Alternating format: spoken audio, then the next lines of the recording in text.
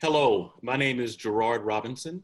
I'm the Vice President for Education at the Advanced Studies in Culture Foundation located in Charlottesville, Virginia.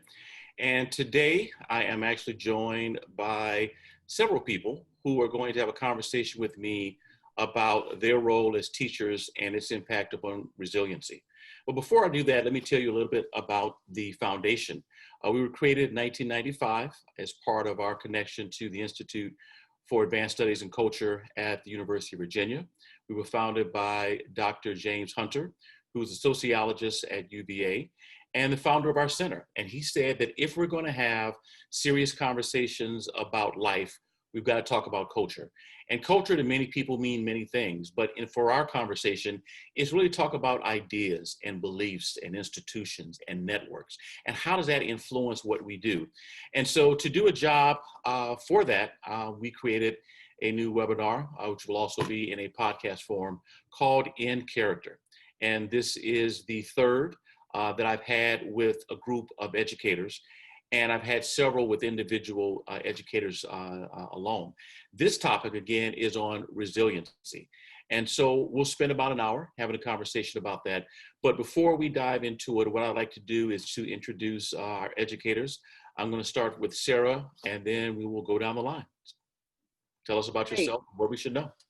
Wonderful. Hello there. My name is Sarah Brown Wesling. I am a high school English teacher just outside of Des Moines, Iowa, in Johnston, Iowa. I'm also a hybrid teacher, and so I'm in my classroom part of the time, and then I do leadership work around the country the other part of the time. And I'm the 2010 National Teacher of the Year. Thank you. Megan. Hi, my name is Megan Gross. I'm a special education teacher in the Poway Unified School District in San Diego, California. And I am also in a unique teacher role. I'm currently on special assignment supporting inclusive practices in our school district. And I am the 2017 California Teacher of the Year. Good evening. I am Phil Wilson, the music teacher at a school in Alabama. I am the 2011 Alabama State Teacher of the Year and a National Board Certified Teacher. I'm glad to be here. Thank you for having me. Hi, my name is Chris Holmes. I teach writing, literature, special education, and dropout prevention at a large suburban high school in St. Louis, Missouri. And I am Missouri's 2015 Teacher of the Year. Thank you. Kimberly? Hi, I'm Kimberly Worthy, and I live in Washington, D.C. I've taught for 20 years in urban schools, history, and this year I teach in a suburban school called Bullis in Potomac, Maryland. I teach APUSH, AP US History, and Human Geography. And I am the 2009 DC Teacher of the Year. Thank you. And last but not least, we have Justin. I'm Justin Minkel. I teach second grade mostly, high poverty kids, most of them first or second generation immigrants. And most of them are from the Marshall Islands or they're Latinx. I did Teach for America in New York in 2000, and I'm the 2007 Arkansas Teacher of the Year. Still teach in Northwest Arkansas at the same school where I've been for the past 16 years. Well, thank all of you, again, first of all, for your commitment to the profession of teaching, and for, obviously, with the awards you receive, you've done great work in your classroom. So what I'd like to know is this.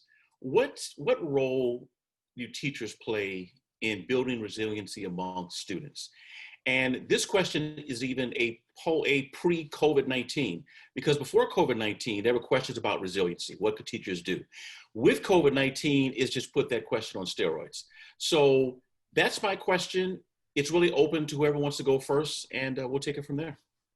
I'll start. As a music educator, this word just resounds with me because the one thing we teach our students is practice, practice, practice. And not just practice, we have to teach them perfect practice makes good playing. So we want our students to practice all of the time and again, practice the proper way. A lot of alliteration going on here with the P's. But I think in order for us to teach resiliency to our students, we have to do just that. We have to show them how it is that we want them to do things, how we want them to perform, how to be creative thinkers, how to think on their own. And then as they progress through school, they become those resilient students and those resilient thinkers that we would like for them to be. So as I'll stick my hand up, I see some guitars behind Chris there and say he's a musician as well, that music educators got it right. So we are practice, practice, practice, because it does help with the resiliency. And I'm glad you talked about your focus on music. Music has been an important learning tool and teaching tool for centuries. And depending upon when you want to start off landing the flag for ancient civilizations, music was there from the beginning. So thank you for that. Well, since he actually already mentioned you, and I do see a couple of guitars behind you, what role do you play in the role of resiliency as an educator? I think it's an interesting question. The key word for me in this question is do. What role do teachers play? Which is a very different question than what role can educators play. I'm going to make this distinction because the structure of school, at least secondary school where I teach, does not lend itself well to the development of resiliency. The traditional purpose of high school seems pretty clear: to feed students content and hopefully develop cognitive skills that will prepare them for post-secondary life. And oh, by the way, we should build resiliency too. But it's an afterthought, as if optional rather than required. After all, standardized tests don't assess resiliency, and student schools and their school districts are judged by standardized test results. So there you have it. We talk as if resiliency is the key to student and life success, but I'm not so sure that we walk the talk. I'm not criticizing any specific person or organization. It simply is what it is. Having said that, the straight talk. Yeah, having said that, there are some teachers, and I'm sure some schools, that try to explicitly teach skills that lead to resiliency. The problem with that is that resiliency, at least in my impression, is really difficult to define. For example, is resiliency earning a college degree in spite of a traumatic childhood or adolescence, or is resiliency simply physically and psychologically surviving a traumatic childhood or adolescence? Everyone recognizes the transformative potential of being resilient, but what that means and how to develop it, to a large extent, I think that remains a mystery. At least that's what I gather from literature and experience. No, you make some really good points, particularly the point about going to college or earning a degree. I've told a number of my friends, we've got to be very careful how we speak to students, because the assumption is you're automatically going to college. And if you say you want to do something else, what's wrong? Are you okay? And so you bring up a really good point, and also possibly the difference between what we can do early on versus later. We'll return back to that, but thank you for going. Who else wants to weigh in on this? Kimberly. So what I didn't know as a teacher was that I was supporting my students in becoming resilient without knowing. And that was through being a culturally relevant teacher. And that's what I wrote about in my application for the 2009 Teacher of the Year. And when I studied at Spelman, I studied Gloria Ladson-Billings, I studied Dr. Edwin Nichols, and building those relationships with my students was number one before I ever taught content. And it was those relationships with my students that actually taught my students how to be resilient, or actually not taught them how to be resilient, but supported them in becoming resilient.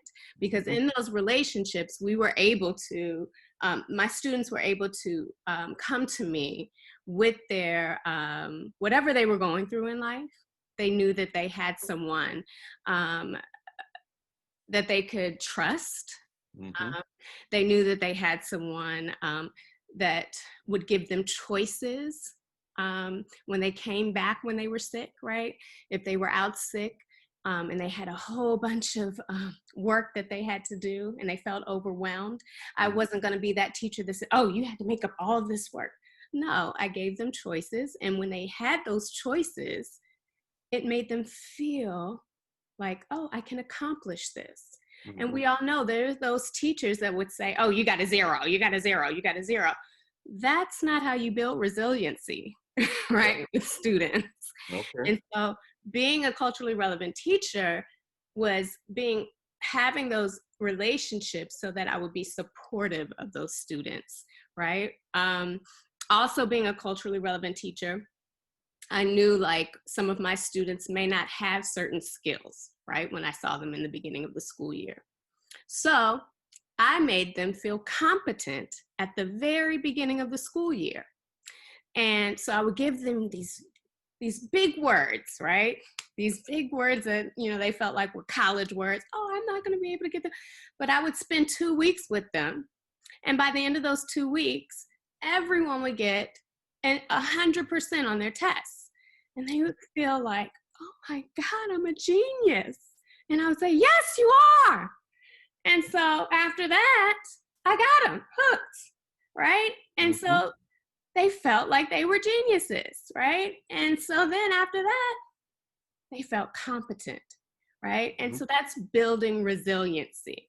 So now I build control in their lives. I build competency in their lives.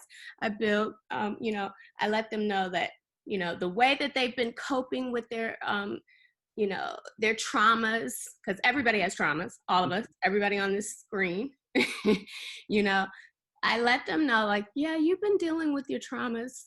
Now, I don't say that, but Sure. I let them, know that their coping mechanisms, because we all have them, their coping mechanisms are normal, but then I offer some more healthier coping mechanisms, right? Okay. Journaling, talking, sharing, so I offer strategies because we have that relationship and when they share with me. So this is also building resiliency. Mm-hmm. And then through teaching history, of course, I teach our history as African Americans, and I've always taught in majority African American communities. I always taught our history so that our students know who we are. We did not start as slaves, and so that builds resiliency. And they want more and they want more and they feel so empowered. And that builds resiliency. And then also, I've always believed that behavior is communication.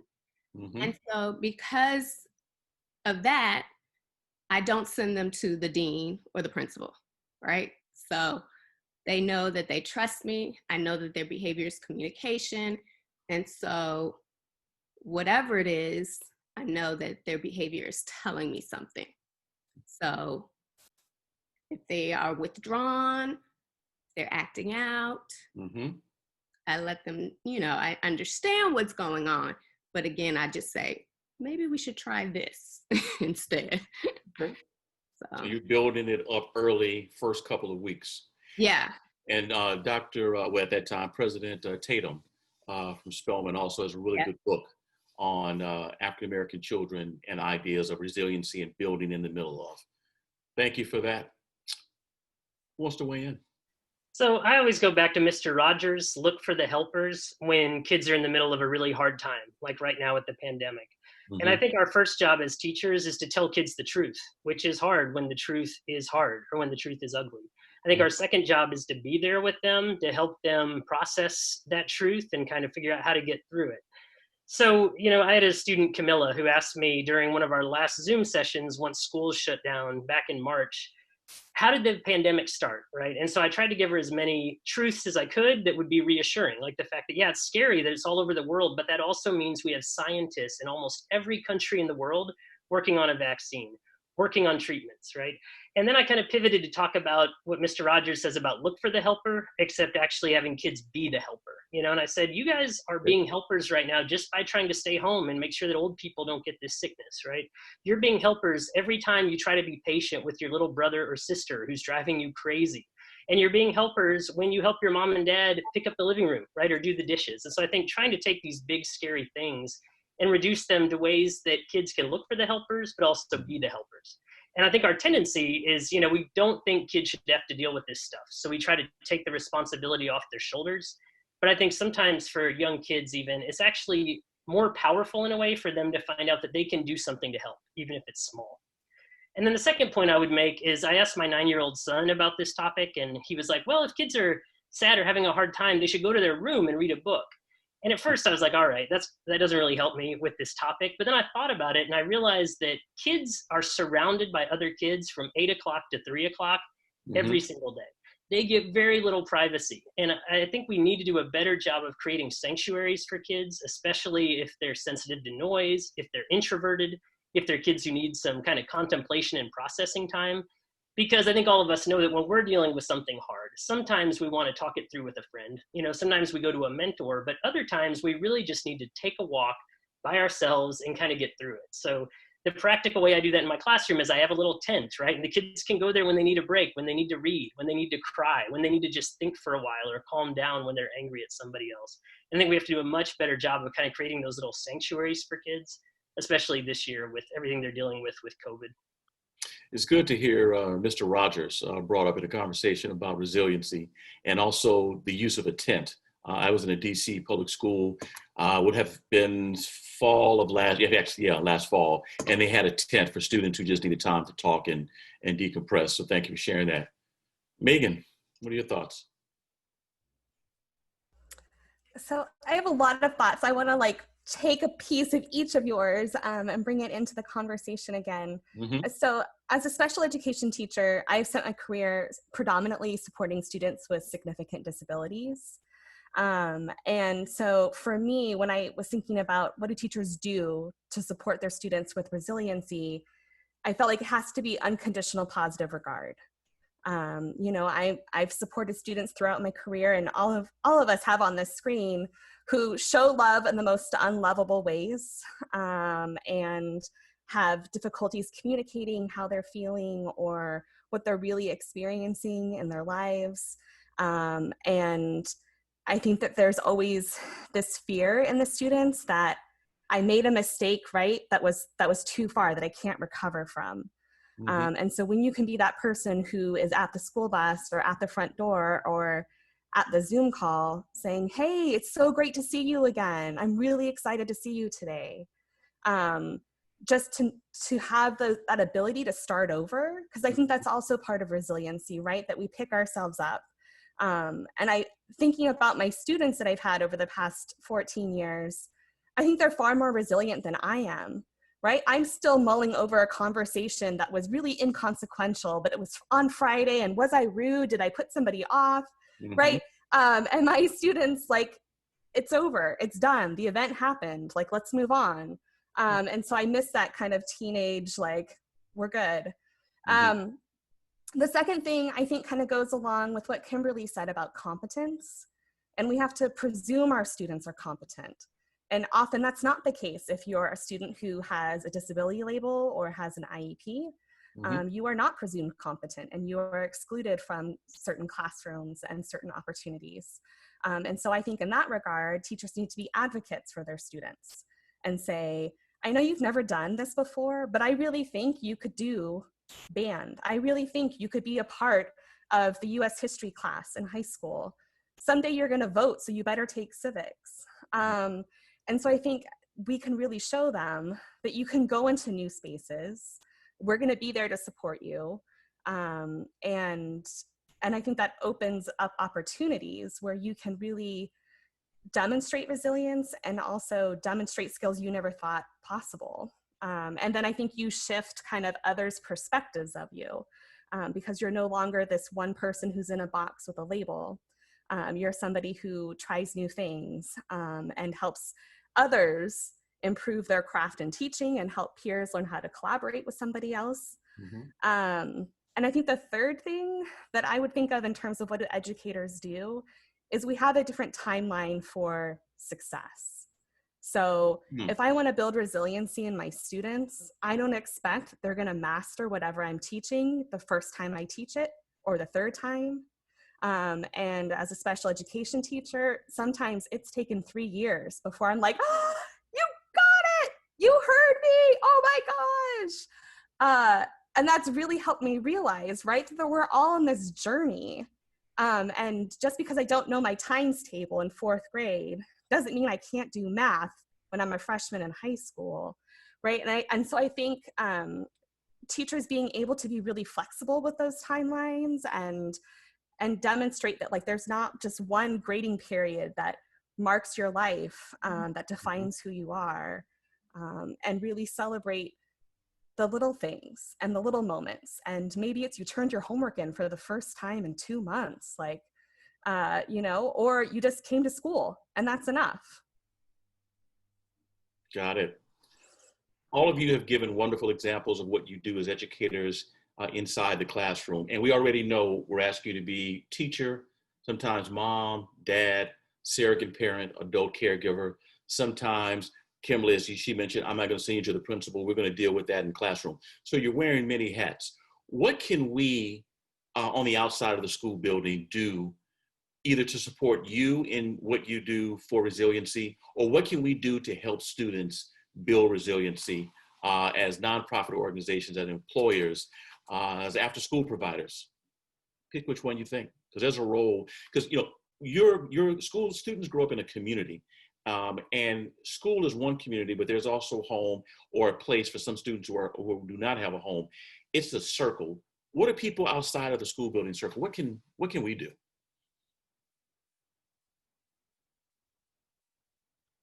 Well, first, I think that we have to distinguish between the things that kids should learn how to deal with and get through grit and resilience, and the things that no child should have to deal with, right? And I think that's especially true for kids of color living in poverty, that you shouldn't have to persevere your way through, you know, systemic racism or food insecurity, or right now in many parts of the country, having to go into a school building that's not been deemed to be safe by the CDC in terms of the odds of your family getting sick, you know, losing your parent or a grandparent.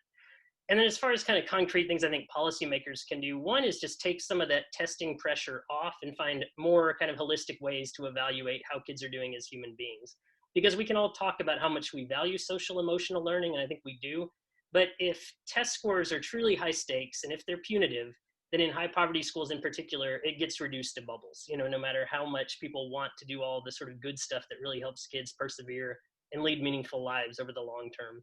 And the last thing I would say is specific to literacy. I think we've seen a big shift lately, nationally, certainly in my state, away from real literature and towards a lot of phonics and kind of deconstructing reading into all the different pieces. And some kids really need that, but a lot of kids don't. And every child needs access to true books. And one of the ways I've seen kids really develop this sense of perseverance and grit and resiliency is through great books. So Jane Yolen, who wrote Owl Moon, just shared a picture book coming out in October called I Am the Storm. Right, and it shows kids dealing with natural disasters. And it says, you know, when the wildfires came, you know, we cleaned up the ash out of the yard and we helped our neighbor who lives next door. And it was kind of this wonderful way to show kids kind of three things, you know, that hard things will happen in your life. You will get through it and you can be a helper. And at the end, there's this shift where the kids say, you know, wildfires are powerful, but so am I. And the last line is, I am the storm. And kind of this idea that kids are powerful, you know, and they can be helpers. But I love the term bibliotherapy, and I think we do have to make sure that kids are getting access to books, and that for kids of color, those books are reflective of their identity and their experiences, that they have books that are mirrors, not just windows. So definitely a role for book providers, authors, and others. I like that. What else? I'll hop in here.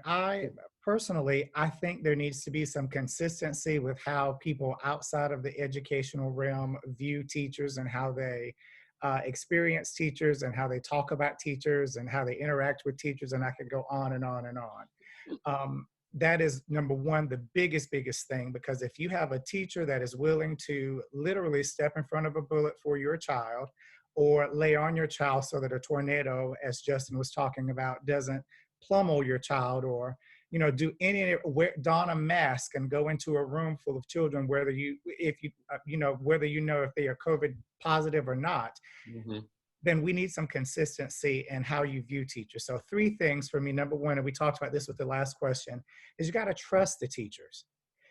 We are here to do what we do, not because it's the highest paying job. I mean, I could show you the outside of my house and it'll show you it's not the highest paying job.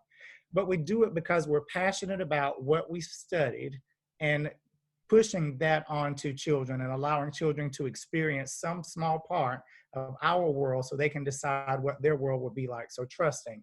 Number 2, we need people to ask us questions. Don't look to people who are education consultants who have never been in a classroom, who have only looked at research, because research can only tell a part of the picture. I've got almost 500 little walking research projects in my school every day. And those are the true stories. Those are the true stats that we need to know. So trust the teachers, ask questions. And when you ask those questions, the last prong of this is listen to what is being said. You know, I have to ask myself when my students are talking to me, am I listening to respond or am I listening to learn? If I'm not listening to learn, and I mean, I have third through fifth grade students, so sometimes time is of the essence. I'm like, baby, you got to tell me a little bit later on, but I'm like, no, stop. You've got to listen so that you can learn what it is that this kid is going through, what questions they may have, so that they're not going home confused. I think about Common Core math, and I know that's sometimes a wordy dirt in some circles in Alabama. We even changed the title. It's career and college and career ready standards, and how the teachers were teaching it one way, and because it was not the same way that the parents learned it, the parents were like, well, that's wrong. And so the student was confused because the messaging from two different sides was all over the place. So we've got to ask those people who are going to come alongside and who are going to help us educate the children to trust, to ask good questions, and when you ask those questions, to listen. By show of hands, how many of you think that we don't listen enough to what teachers say? Okay. You can either add on to that or follow up with Phil, what he had to say on that question. I can add on to that a little bit. Sure. I think I agree so much with what both Phil and Justin have said. I think it's also important as we ask, folks outside of school to listen. I think it's also important for them to know that there are not quick fixes. So this is a really complex system where everything triggers everything else. And so what Phil's school may need might be different than what Chris's school needs, or what Megan's school needs, or what mine or Justin's or Kimberly's needs. And I think it's really important for organizations to get down to the local level, right? And to really find out at that local level, what do teachers need? What do students need? And then when we get to that point, I think also to understand that it's not going to be one thing. There's not a panacea, right? There's not the one thing that's going to make everything better, because the system is just too complex and the work of teaching and learning is too complex. So I think what I would love to see are people who want to partner, people who want to share resources, people who want to understand what's really happening in schools by spending time in schools. And not just listening to teachers' stories about it, but actually just being there and just looking and using that as part of their research process. Do you have a partner that you work with, and you don't have to say the name, but that is a good example that we can look at for schools we have now, or people like me who are saying, oh, well, this is a good idea. I think I want to do X, Y, and Z. So I think, I think when it comes to getting to the local level, the places that I've seen probably have the biggest impact are the organizations that fund very local or classroom level needs. Okay. So whether that's, like a huge organization that like funnels things down to specific classrooms, or whether that's a statewide or even a local organization where teachers can, partner with people in their communities. And I'm not discounting the importance of federal support or state support. I'm not discounting that. But when I think about the moments when I have seen the biggest impact, it has been classroom by classroom, teacher by teacher, student by student. Okay. All right. Thanks. Anyone else? So I'd love to chime in about sustainability of change, because I think that there's really an interest from the community and from nonprofits and policymakers to make change. And like Sarah was saying, right, it moves slowly and it moves incrementally over time. And often what happens when you're trying to do systems level work, even if you're just trying to shift one school or one district, you're on a two-year grant funding cycle. And you're always hoping, you know, much like a congressman, right? Like then I have to petition more people to get more money. And so teachers know this. And so when you're going in proposing, we're going to do these really innovative, progressive, system-changing things that are going to be equity-based, teachers are like, talk to me in 3 years. Are you still doing it? Because then we'll buy in. And so I think if we had, when we're doing really important work with our students of color and our students with disabilities and our students who are immigrants and from low socioeconomic backgrounds, we need to know that the funding's there for 5 years, for 10 years, so we can really do some significant change. And so our system can be resilient. Because if you're always in fear of that position's gonna go away, that resource is gonna go away, you bite off a small chunk, and maybe you've impacted 5 people or 10 students, but it's never the change, the revolution that I think everyone is looking for. And so I think that would be a really powerful thing for organizations in the community to provide, for our government to provide, really the sustainability that like, we're gonna support you through this change. Chris, what are your thoughts? My thoughts are, this is such an incredibly important question. And you can see that we as teachers, we don't get asked this question very often, like in a genuine way. What can we do? What can the community do to help you in your efforts to build resiliency or build anything? Teachers are so freaking creative. We are dying to do projects, but there's just not the opportunity to do that. As a high school teacher, I would say the community, nonprofits, and businesses can support our efforts in building resiliency by underwriting, sponsoring, and funding empirical research at the secondary level. Or at least advocating for research. To date, to my knowledge, there is no What Works high school program on social emotional research that's undergone rigorous study with successful outcomes. We got a lot of what's promising, but nothing like what we have in elementary schools, where it's proven in so many programs. There's just not much at the high school level. I'm dying to get into that. So many teachers are dying to dig into that and do something about it. We would embrace the opportunity to develop, implement, and assess a resiliency program at the high school level. But we need support to make it happen. We're kind of in a bubble. We're in our school doing the best we can, and we're so inundated with our jobs. It's hard to go out and make these connections and make these things happen. We need to prove explicitly that addressing resiliency can make a difference, not just in academic performance, but in students' overall well-being, both as adolescents and adults. And I think we could make it happen if we had the opportunity. It just doesn't feel like there's that opportunity. And one of the reasons I'm having you join this conversation from across the country, you never know who may watch this or listen to it and say, I hadn't thought about that. For example, I was in a conversation with some leaders in Falls Church, Virginia, Falls Church, Virginia. And I mentioned that many school systems actually has its own separate foundation where people can give money to support initiatives like this that don't per se have to go through the administration or the school system to get to for approval, but they can fund something on the spot. So you never know. You know, here's a question that actually popped up based upon what I've heard from all of you. What do you do to keep yourself resilient? This is tough work. And you're weighing and having to weigh on and take the weight of a lot. How do you keep yourself resilient? I think I can jump in on that one. I put myself in the way of struggle. I say this a lot, that, and for me, it does have to do with embodying a beginner's mindset.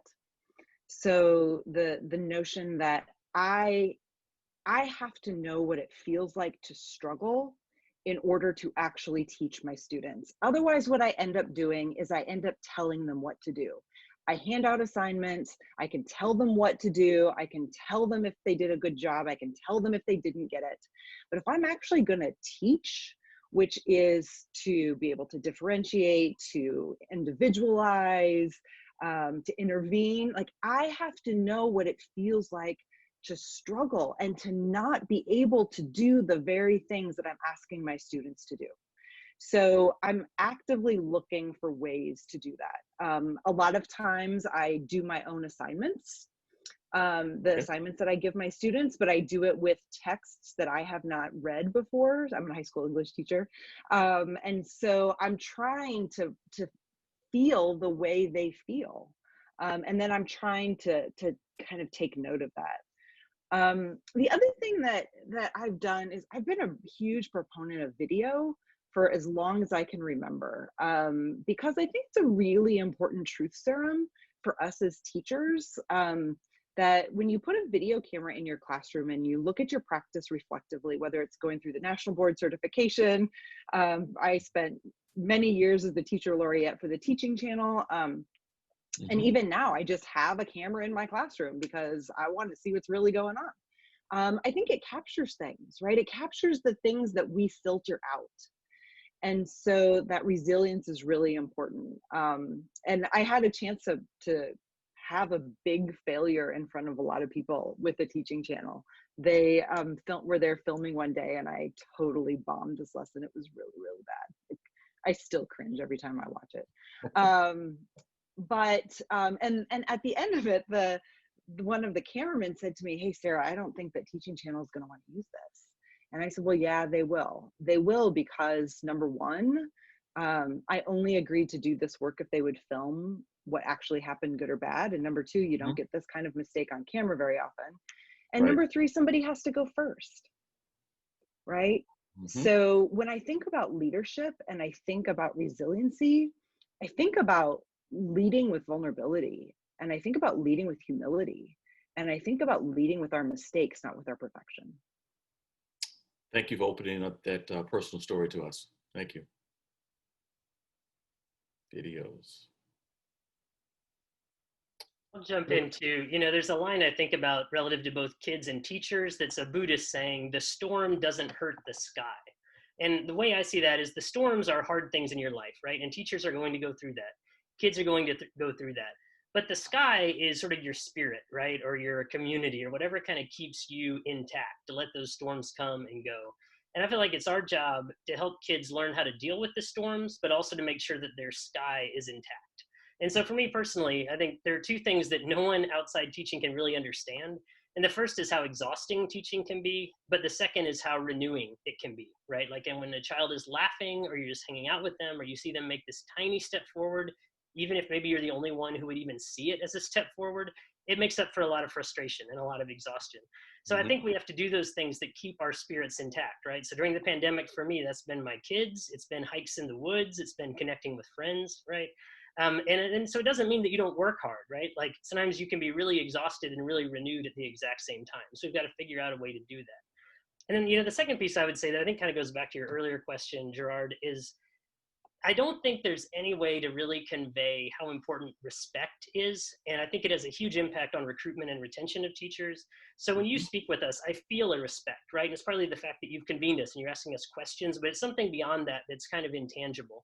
And so I just wanted to respond to your earlier question. I think one of the ways that policymakers show respect, or people coming into a community show respect, is by involving teachers, not just to give feedback on something they've done and say, "What do you think about this?" but to involve them at the very beginning, at the ground stage of actually creating a new initiative. And it makes the initiative better, and it also makes teachers a lot more invested in the outcome of what happens ultimately. And Sarah's point about making yourself vulnerable, putting yourself in a tough spot. What you just said, in fact, a lot of teachers, for a host of reasons, will just simply not say it. Don't bring me in asking my opinion, bring me in at the beginning. I've got a saying that I use in politics: if you did not invite me to the takeoff, don't invite me to the crash landing. So, okay, like that. Phil, how do you do it for you? For me, it is continuing to educate myself. And not only do I continue to educate myself, but I let my students in on what I'm learning. I undertook, if I could tell you my entire personal story, it would take more than 10 minutes, and I won't bore you with all of that. But I was the first of my family to actually go to college. The first to, become a teacher in my immediate family. And I could just go on and on and on. 4 years ago, I was crazy enough to pursue a PhD, and now I'm almost to the defense point of that. So yeah, it's crazy. But I have, for every class that has come in, I say to them, not in a boastful way, but I want the little brown and black boys and little girls in my classroom to know that you don't have to be the statistic that people say that you are, that the numbers say that you are. You can accomplish whatever you put your mind to do. So I personally stay resilient by continuing to learn. And not only do I do that to keep myself afresh, but I also do it to let my students know that you cannot be complacent in this life. Life will eat you up if you decide to stay where you are. If you're not moving in a northward trajectory, and if you're not bringing somebody, let me rephrase that, if you're not dragging somebody along with you, then you're going to be complacent and you're not going to grow in the way that you should grow. Mm-hmm. So that continuing learning is what I try to do, what I try to show. I've always said in my last few moments of this life, although I won't know this, I want somebody reading something to me. So when I take my last breath, I can say I still learned something on that last little moment. And what you mentioned about dragging someone or carrying someone is actually real. There's a story about a group of hikers who was stranded in a snowstorm, and one was pretty badly injured. 3 of them said, we got to leave this person behind and take care. One person says, no, I'm going to grab this person, put them on my shoulders and move forward. That person actually made it to the end because carrying someone, the extra weight and the adrenaline kept this person alive. The other 3 died. So there's some real wisdom in what you said.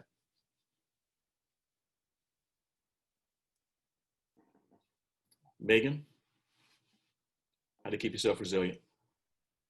So for me, I think maintaining connections with people who have been along your education journey. So some of my original mentor teachers have become dear friends. And so when I feel stuck or frustrated, you start to think the grass is greener somewhere. Mm-hmm. And so it's really helpful. It's been really helpful for me to have somebody I can call who knows exactly what I'm feeling and exactly where that kind of frustration or rage or disappointment is coming from. And then can remind you that like the grass isn't greener, and that we're still looking for a lawnmower to help cut the grass, right? And that we can keep doing this. And I think that that's really important. And it's been very helpful for me because the work that I do as teacher leadership, as I'm sure all of you know, like can be really lonely and isolating within your own spaces. Okay. And so being able to have folks outside of your spaces that you can talk to, and trying to find ways to expand on that circle within your own space. Mm-hmm. And then I also think for me being resilient, my kids are really helpful, my own children, in the sense that as a teacher on special assignment, I don't have a classroom. And this is very concerning to my own children who I have like raised in my classroom in their car seats. And then, as they gotten older, they were watching movies on the big screen. And so I think for me, having little people say to me in my house on a regular basis, when are you going back to the classroom? Like, where's your classroom at right now? Like, right. Let me know when you're going back there. Cause I think it's time to go. And because, I had a great classroom with all these books and games and toys, but I also think there was something to that for teachers' kids, right? This was also their space. And I hadn't realized that before leaving the classroom that that my kids were leaving my classroom too. And so the encouragement that I received from my own son of get back in there is really helpful to me. You and Justin have both mentioned your own children being a link for resiliency. And you bring up a really good point about connectedness, which in this environment has been really tough for a whole set of reasons. So thanks for sharing that. What about you, Chris? I believe it was Kimberly at the beginning of the episode who brought up competence and the importance of students feeling competent. And when I first started teaching, I was out for 11 years. When I first started out of college, I taught for 5 years and I left. I left the profession because I felt incompetent. You talk about a lack of resilience. I just didn't think I could do it. And I got older and experience, got knocked around, and had some successes and some failures, and found my way back to where I was supposed to be in the classroom. And I've always said this, my students, when I came back, saved me. I mean, they showed me that I was worth something, that I was competent, that I was good at this. And it goes both ways. So my resiliency, and I've gotten stronger and stronger ever since then. That's been 15 years now. They give me a sense of resilience. They show me that I'm competent, and then I give it back to them. And when you open up with kids like that and develop that rapport and that trust and those relationships, I think regardless whether you're teaching elementary school or high school or adults, you can do magical things when you have that relationship. And that's what they've done for me. Amen. Thank you. And thank you for sharing it, their personal note as well. Kimberly. So I opened up by saying I'm at Bullis, right? So this is my first time in a privileged private school after 20 years teaching in Title I, majority all Black. And I felt I was losing my mojo. I wasn't, but I guess the challenge wasn't there anymore. Okay. And I had done it for 20 years. I had done it successfully for 20 years. And one thing my dad told my principal back in 2007, the principal that wrote my recommendation for the application, he said, after they met and he was leaving, he pat her on the back and he said, keep her challenged, keep her challenged. And then he left. And I overheard her saying that. And then she said, oh, I worked with people. I taught people like her before. And she taught gifted and talented at Banneker. But I wasn't in the gifted and talented. I was a regular old student. But when he said that to her, it triggered something in her. And she worked me, and the rest is history. But what I noticed last year was that I was no longer challenged. And here at Bullis, I'm definitely challenged. This is something very new for me. And over the years, for me to feel resilient, I have to feel competent. I have to feel challenged. I have to feel valued, appreciated. I just have to feel involved constantly. My brain just has to be stimulated at all times. And I felt like I was just becoming, I don't know, regular. Okay. And I hate to sound like that, but my brain, I just wasn't challenged enough. And I don't know how this is going to work out. I pray for the best. But this is a very new situation for me. Children are children. That's one thing I do know. And and I love teaching. And and I love Bullis. I love the school. So, but yeah, so I'm up for the challenge. Well, thank you for sharing that personal story as well. How many of you knew each other, or actually I say know each other, well, I guess it's knew each other prior to this call? So 3. And the reason I want the listening, there's a couple of ish. I know Justin. Justin, okay. And this is important for people both viewing and those who are listening. You've got 6 educators from different parts of the country who came to the profession through different lenses, lanes, who are sharing with you their challenges, their successes, their hopes, their fears. And we often think that teachers have it all together, because if they did not, they wouldn't teach. And we know that's not the case. And so I want to thank all of you individually for sharing what it takes for us as educators to help students become resilient. Number two, what we on the outside can do to support you. And I really think, Chris, your idea is going to pick up with someone out there. And so we'll stay in contact on that. And then third is how you keep yourself resilient in your own field at a point where you don't feel respected or you don't feel heard. And that's real stuff. We've come to the end of our time, but I'll do one thing. If there's one word that you want to share based upon what you've heard from your colleagues tonight and what you're going to take away, we'll start with you, Sarah. What's that word? My word would be vulnerable. Vulnerable. Okay. Thank you. Megan? Thoughtful. Thoughtful. Thank you, Megan. Kimberly? Trust. Trust. Thank you, Kimberly. Chris? Committed. Thank you, Chris. Phil? Grateful. Grateful. Thank you, Chris. Phil? Justin? Gratitude. We're aligned. Gratitude.